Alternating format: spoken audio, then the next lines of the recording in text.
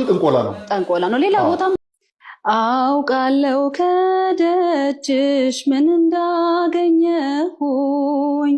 አስታውሰዋለው ሸክሜን እንደጣልኩኝ የለመንኩሽ ሁሉ መቼ ከንቱ ቀረ ሰይጣን ተመለሰ ያቀረቀረ ዘማሪት ውብአለም ወደ ኦርቶዶክስ ተዋሕዶ ቤተክርስቲያን ተመልሳለች። እስካሁን ድረስ ፓስተሮች መጫወቻ አድርገውኛል። እዩ ጩፋና በስመ አብ ወወልድ ወመንፈስ ቅዱስ አሐዱ አምላክ አሜን። ውድና የተከበራችሁ የ16 ሚዲያ ተከታታዮች እንዴት አላችሁልኝ? በያላችሁበት ሰላማችሁ ብዛ እያልኩኝ ዛሬ በአዲስ ቪዲዮና በወቅታዊ ጉዳዮች ተመልሼ ወደ እናንተ መጣሁ። ዛሬ እጅግ አስደናቂ ተአምር ለእናንተ የምነግረው ማለት ነው። ኦርቶዶክሳውያን ይታችን ዘማሪት ውብነሽ ወደ እናት ኦርቶዶክስ ተዋሕዶ ቤተክርስቲያን በይፋ ተቀላቅላለች ማለት ነው። እዛ ቤት ያለውን ተረት ተረት በፖድካስት መልክ ለኛ እያሰማች ትገኛለች ማለት ነው። እውነታው ኦርቶዶክስ ቤት ነው ያለው፣ እዛ ጌም ነው ያለው እያለች ትገኛለች ማለት ነው። እንዲሁም ደግሞ ኦርቶዶክስ ቤት ያለውን ሰላም እያወጀች ትገኛለች ማለት ነው። ለሞላ ዓለም እዚህም እዛም ስላየሁት እና ደግሞ እዚህ ቤት ያለ ነገር ነው እውነተኛ አምልኮ ስርዓት የሚደረገው፣ እግዚአብሔር ደግሞ እዚህ ያለ እነሱ ጋር ያለው ፌክ ኢየሱስ ነው እያለች ትገኛለች ማለት ነው። ቪዲዮን ለእናንተም እንድታዳምጡ እስከ መጨረሻው እንድትከታተሉ ወደ እናንተ ይዤላችሁ መጥቻለሁ ማለት ኦርቶዶክሳውያን። ታዲያ አንድ ሰው በመመለስ በእኛ ዘንድ ብቻ ደስታ ሳይሆን በሰማይም ለመላእክቶች ደስታ አለ ማለት ነው ኦርቶዶክሳውያን። ታዲያ እናንተ ይሄን ቪዲዮ እስከ መጨረሻው በመከታተል ላይክ እና ሼር እያደረጋችሁ ለሞላ ዓለም እንድታደርሱ በልዑል እግዚአብሔር ስም እያሳሰብኳችሁ እንደዚህ አይነት ጠቃሚ ቪዲዮዎችና ወቅታዊ ጉዳዮችን በጥቂት ደቂቃ ብዙ መረጃዎችን ወደ እናንተ ስለምናምጣላችሁ ቻናሉን ሰብስክራይብ በማድረግ ቤተሰብ ይሁኑ። ሐሳብ አስተያየታችሁን ኮሜንት አስቀምጡልኝ። ቀጥታ ወደ ዛሬ ቪዲዮአችን ዘማሪት ውብአለም ወደ ኦርቶዶክስ ተዋሕዶ ቤተክርስቲያን ተመልሳለች። እስካሁን ድረስ ፓስተሮች መጫወቻ አድርገውኛል። እዩ ጩፋና ሌሎች ፓስተሮችም የተለያዩ ትንቢቶችን ሲናገሩ ሊቆይተው ነገር ግን ህልም ነው ሲናገሩት የነበረም እናቴ ኦርቶዶክስ ተዋሕዶ ቤተክርስቲያን ይቅርበኝ ብዬ ንስሐ ገብቼ ተጠምቄ ወደ ኦርቶዶክስ ተዋሕዶ ቤተክርስቲያን ተመልሻለሁ ብላለች። ታችን እንኳን ደህና መጣሽ። ነገር ግን የኢትዮጵያ ኦርቶዶክስ ተዋሕዶ ቤተክርስቲያን ቢሄዱም ቢመጡም ምንም እንደማይደንቃት ልንነግራችሁና ልናሳውቃችሁ እንወዳለን። አውቃለው ከደጅሽ ምን እንዳገኘሁኝ አስታውሰዋለው ሸክሜን እንደጣልኩኝ የለመንኩሽ ሁሉ መቼ ከንቱ ቀረ ሰይጣን ተመለሰ ያቀረቀረ ጠላት ቢከፋውም ላንቺ በመቆሜ አደገድጋለው ደግሜ ሰይጣን ቢከፋውም ላንቺ በመቆሜ አደገድጋለው ደግሜ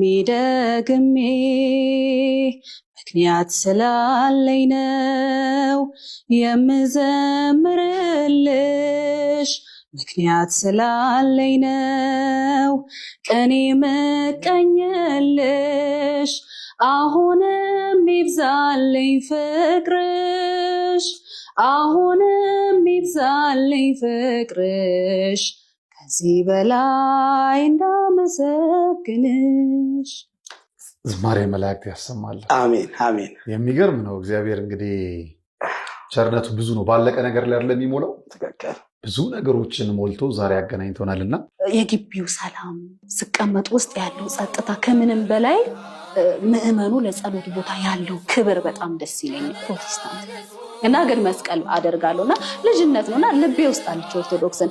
አደግ ብዬ ደግሞ አገልግሎት ውስጥም ከገባው በኋላ አንዳንድ ጊዜ ኦርቶዶክስን ስናይ እንቀናለን። ብዙ ነገር ያስቀናል ማለት የሴት ልጅ አለባበሷ፣ ስርዓቱ፣ ጸጉሯን ተከናንባ የምትገባው የአምልኮ ስርዓታቸው ረጋ ብለው። ምክንያቱም ጳውሎስ መንፈስ ቅዱስ የሰላም አምላክ ነው እንጂ የውካታ አምላክ አይደለም የሚለውን ነገር ወደ መረዳ እኛ ጋር እንዴት ነው አምልኳችን? ጨርቃችን ጥለን ለጌታ ነው እንላለን። ሼክ እየጠነስኩኝ ለጌታ ነው፣ እንዲቂጤን እንዲህ እያሉ ለጌታ ነው። ውብአለም አሞ ስቲዮ ቪዲዮቹ ተመልከቱ። ሰው እያሰናከል ጡቴን የሚያሳየው ሼፔን እንዲያረኩ ጥፍሬን እዚህ ጋር እንዲ አርኬ እንዴ የትኛውን አጋንንት ነው ማሰጠው? ባጋንንት እኮ ነው አጋንንት እያስወጡ ያለው። ላይ ላይ ስንት አጋንንት ቀምሬ እውነት ለመናገር እና ኦርቶዶክስን ከርቀት ስናይ በጣም ብዙ ነገር ይመረከናል እና ይሄ ነገር እያስጠላኝ ከመጽሐፍ ቅዱስ ውጭ ብዙ ነገር እንዳለ ሳይ የሸሸው መጣውኝና ኦርቶዶክስ ለሆንኩ የቻልኩት በዚህ መሀል እያለው እኔ ያ ኮሮና መምጣቱ ለኔ በቃ በጎ ሆነልኝ እና ቆይ ልክ ያልሆነ ነገር አለ እዚህ ጋር ልክ ያልሆነ ነገር አለ ብዬ እኔ ከዚህ በኋላ በቃ ይሄ መንገድ ትክክል ስላልሆነ ራሴን ከሃይማኖት ነገር አወጣለሁ። እግዚአብሔርን በቃ እግዚአብሔር አለ ጸልያለሁ፣ እግዚአብሔር አመሰግናለሁ፣ ወደ ስራ ይገባለሁ። ይሄ ማጭበርበር ነገር ውስጥ ዘይት መሸጣችን፣ ውሃ መሸጣችን፣ ስቲከር መሸጣችን እንደገና እኔ አገልግሎት በሄድኩ ቁጥር ዘይት አሽጪ እንዴ መከራዬን በለው እኮ በቃ ኮንፈረንስ በሄድኩ ቁጥር ዘይት ማት ከምሮ ያመጡኝ አሽጪ ግዴታ ነው። አገልጋዩኝ እስከሄድኩኝ ድረስ ለኔ ፖስታ 30,000 ብር ሲጠኛል እኔ ለቤተክርስቲያኑ ብዙ ማሰባሰብ አለብኝ ግዴታዬ ነው። አልሽጥም ማለት አልችልም። ስለዚህ ዘይቱን አጫርታለሁ፣ ውሃውን አጫርታለሁ። አልበቃ እንዴ ክፍለ ሀገር ማስሄድ ማያመጡልኝ ነገር አለ ፍየል አጫርቼ ይሉኛል እግዚአብሔር። ምክንያቱም የገጠሩ ሰው ምስኪን ነው። በፊት ልጅ እያለሁ ፊልም ሞዴሊንግ አይነት ነገሮች እንደዚህ አይነት ህልም ነበረኝ እና ወደ አገልግሎት ስገባም ያንን ነገር የተውኩት በቃ ጌታ ይሻለኛል፣ በቃ ጌታ ይበልጣል፣ የጌታ መንገድ ነው ምናምን ብዬ ነው የጀመርኩት።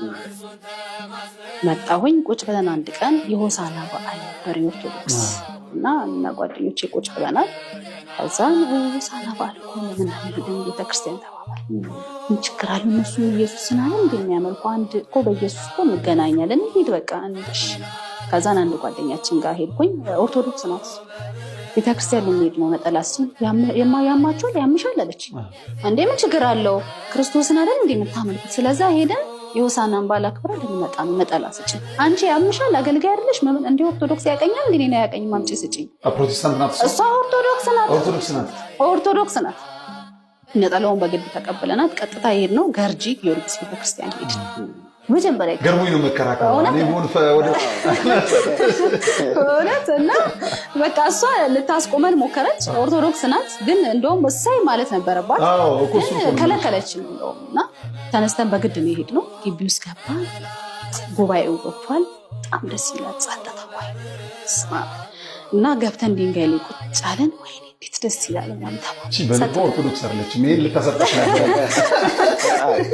በእውነተኛ ለምን እኔ እንዴ የአንጀት ቁስለት የሚባል አለ። ጉሮሮ የጩኸታችን ብዛት ሞንቶርቦና ስፒከር ያደነቆረው አእምሮ ልክሳ ሄዶ ህዝቤን አጽናኑልኝ ይላል ጌታ። እኛ ደግሞ በስፒከር ጭራሽ ጭንቅላቱን ገበያ ውስጥ የተናወጠ በኑሮ እንትን የተናወጠውን እኛ ደግሞ በእንትን ብለን እንትን ያለው ነውና እጂ በቃ ዛጥ ብለን ተቀምጠን እኔ አልኩኝ በቃ አሁን ከፕሮቴስታንት ሙሉ በሙሉ አንዴ በቃ ወጥቻለሁ እንዳልል ድንጋጤ ነው የሚሆነው ለህዝቡ። ያቀኛል፣ በቸርች ያቀኛል፣ በአገልግሎት ያቀኛል። ከዛ በኋላ ኮሮና ተከፍቶ ሰው ሲጀምር ቸርች እኔ አልጀመረው። መች ነው የምትጀምሪው ነብይት ያንቺ መች ነው የሚጀምረው እየተባለ ነው። የአልበሜ ጭምጭምታም ሰው ጋር ደርሷል እንዳለቀ። መች ነው የሚል እንደዚህ አይነት ሁኔታ ውስጥ ነው ያለው። እኔ አሁን ምንም ወሰናችሁ ሌላ እምነት ቀይራለሁ ብዬስ ግን ያሰብኩት በቃ ይሄ ሃይማኖት ልክ አይደለም የሚለው ውስጥ ነው የኔ። ከዛ በቃ ከዚህ በኋላ እኔ ኦርቶዶክስ ቤተክርስቲያን ልጅ እያለሁ እየመጣሁ እንዲቀመጣለሁ። ሰላሟ በጣም ደስ ይለኛልና እግዚአብሔር ነው የሚያመልኩት እነሱ። እኔ እዚህ ቁጭ ብዬ እግዚአብሔርን ጸሎት አድርጌ ልቤን ጸልዬ እሄዳለሁ። በቃ ከኔ ጴንጤ ሁለተኛ ተገቢ አይደርስም ብዬ ፎቶ አነሳችኝ። ተነስተን ሄድን፣ ቤት ገባን። እናንተ እብዶች መጣችሁ ምናምን ያልችን ጓደኛችን ቁጭ አለን። ከዛ ራሴን በሻሽ በነጠላ ሳይ በቃ በጣም ነው ማምረውና ሴቶች እኛ ፎቶ ድሮም እንወዳለን ግን ይሄ ለየት ያለ ነው ራስን እንዴት ያምራል ብዬ ፖስት አድርጌ ወይኔ ግን እንዳይገሉኝ አረቆስ እሺ። ለቤተክርስቲያን ያለኝን አክብሮት ከልጅነት ጀምሮ ኦርቶዶክስ ቤተክርስቲያን እየሄድኩ የመቀመጥ ልምድ አለኝ እና የግቢው ሰላም ስቀመጥ ውስጥ ያለው ጸጥታ ከምንም በላይ ምእመኑ ለጸሎት ቦታ ያለው ክብር በጣም ደስ ይለኛል። እቺን ብቻ ነው ጽፌ ፖስት አደረኩ። ተበጠበጠ በቃ ተበጠበጠ። ፌስቡክ ላይ ይለቀ እቺን ይለቀ። ኧረ ተይ እንጂ የትኛው ሰላም የቱ ጸጥታ ያዋፋቱ ነው ምንድነው? በቃ ተደረደረ። ከዛ ቀጥታ በቃ ሆነች አይነት ነገር ነው ሆነሽ ነው ሂጂ ተረከበ ከዛ ኢቨን ወደ ስድብ ሁላ ይሄ ምዕመን ብቻ አይደለም ኮሜንት የሚያደርጉት በጣም ማከብራቸው ትልልቅ ናቸው ብላቸው ፓስተሮች፣ ዘማሪዎች እየገቡ እርግማን፣ ስድብ። እኔ ደግሞ የነበርኩበትን ሁኔታ በግሌ እንደነገርኳችሁ ጥላቻ ውስጥ ነኝ። በቃ ልክ እንደውም አሁን እንደዚህ ረጋ አድርጌ ያወራሁኝ እንጂ ጥላቻ ውስጥ ነበርኩኝ። በቃ የሚያደርጉት በኢየሱስ ስም። በዛ መሀል እኔ ጠንቆላ ነው። ሌላ ቦታም እንደዚህ አገልግሎት አንድ ጊዜ ለመዝሙር ተጠርቼ ቲቪ ቻናል ላይ እውነት ለመናገር ልጁ ተፈውሷል ተብሎ አይተናል ሲተላለፍ። ላይ መናገር ያለብን ጉዳዮች አሉ። አዎ ለጠይቃቱ ይላል። ጥሩ ሐሳብ የሚያስቀኝ ለምሳሌ ምን ጥርጥር ፈውስ እግዚአብሔርን እስካመን ድረስ ይሆናል። ምንም ጥርጥር የለውም። አጋንንት ካሉብሽ ይወጣሉ፣ ከምን ልትፈወሽ ትችያለሽ ምናምን። ግን ከስንዝር ቁመት መጨመር የሚችለው እግዚአብሔር ነው። ባለፈው ከዘራ እያነከሰ አዳኝ ነኝ የሚለው ፓስተር የቀልድ ቀልድ የሆነን ሰውዬ እግር ቀጠልኩለት የሚል አለ።